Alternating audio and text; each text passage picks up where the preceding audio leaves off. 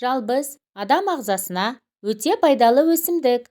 Нақтырақ айтқанда, ас қорыту жолдарын жақсартады, демінді тазалайды, аллергияның алдын алады, бас ауруын қойдырады, тыныс жолдарын ашады. Бір сөзбен айтқанда, кез келген дертті емдейтін табиғи антибиотик. Ішектің жұмысын реттейді. Жалбызды тұтыну арқылы ішектегі артық газдан арылып, ісінуді емдейсіз.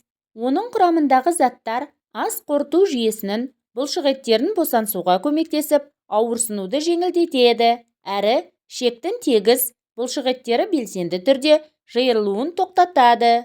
Жалбыздың бас ауруын қойдыратын қасиеті бар. Өсімдіктің құрамында қан ағымын арттыратын ментол бар. Сонымен қатар салқындық сезімін береді.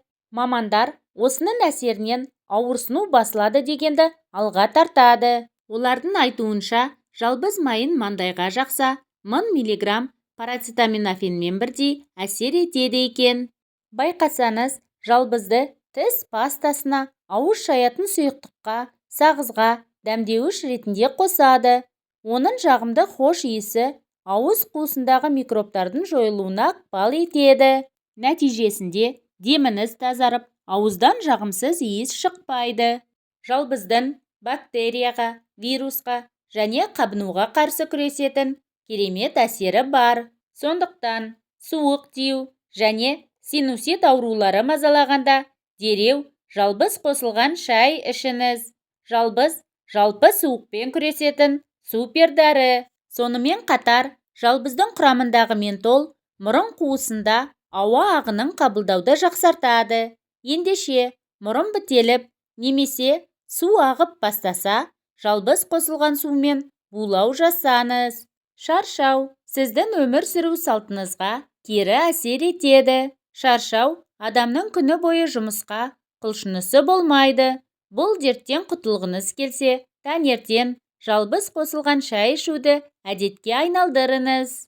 Жалбыздың шайынан бөлек майының да емдік қасиеті орасан зор.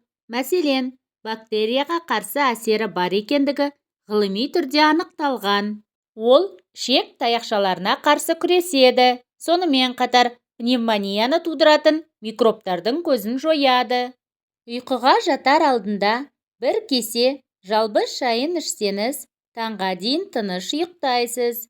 Себебі өсімдіктің құрамында кофеин жоқ.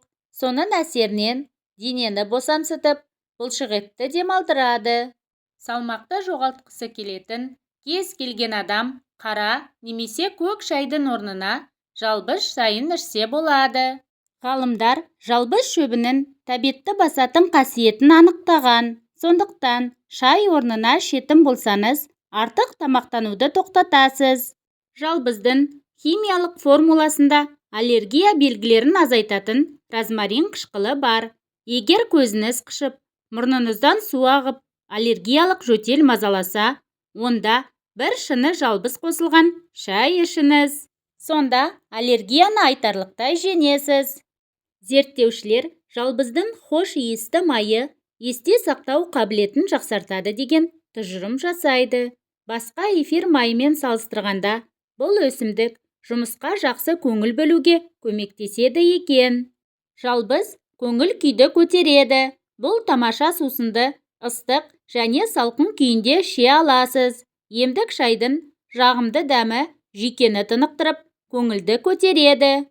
Термосқа 2 стақан қайнаған су құйыңыз. Оған 1 уыс жалбызды салып, қақпағын жауып қоясыз. Шамамен 5 минуттан соң емдік шайды сүзіп алып, кез келген уақытта шай ретінде іше аласыз. Шайды мейлінше тамақтан соң ішіңіз. Сонда жеп ішкен тамағыңыз қорытылып, асқазан жолдары жеңілдейді. Таңертең ішсеңіз, күні бойы бойыңызда қуатыңыз тасып жүреді. Ал ұйқыға жатар алдында ішсеңіз, ұйқыңыз қанады. Достар, бүгін дайындаған пайдалы ақпаратым ұнаса, каналыма жазылып, лайк басуды ұмытпаңыздар. Аман сау болыңыздар.